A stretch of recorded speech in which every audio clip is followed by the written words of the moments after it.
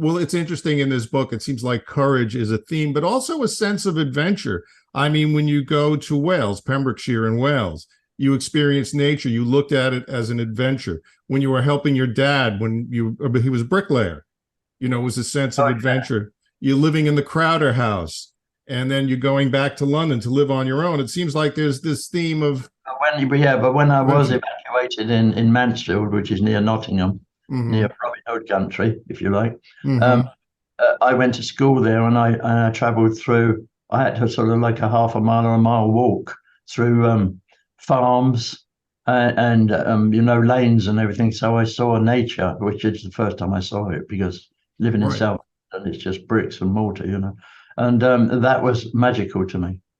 Yeah. Yeah. And I enjoy the story about how you bought your own bicycle at 6 years old. That's pretty inventive to do I know that. it sounds impossible, but it was 4 months when I was in South London briefly, and I just ran errands for the kids. The neighbours and my uncles and aunts gave me a few coins all the time, and I just collected them all the time.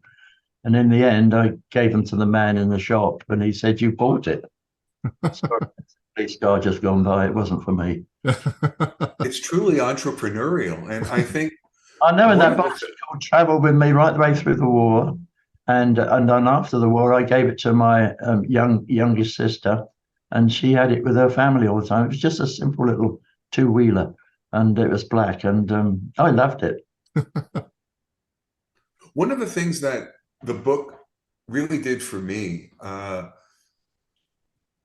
when you think about America and the fact that even during World War II, Korean War even, there was no one came here.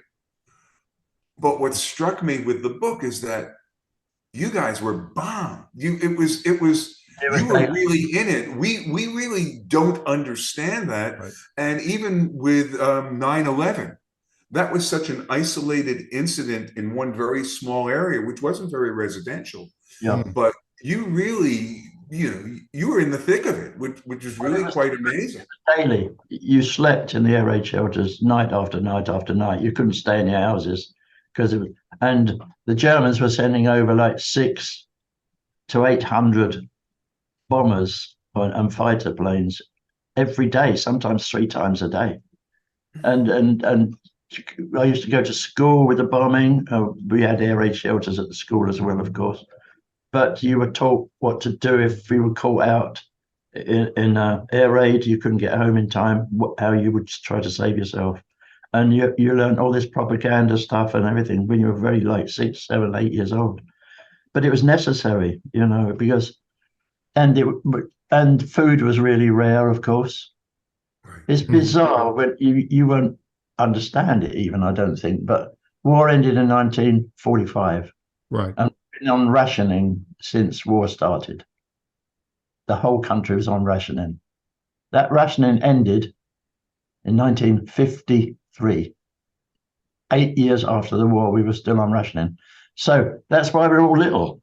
You know, a lot of the rock bands from England are Yes. little.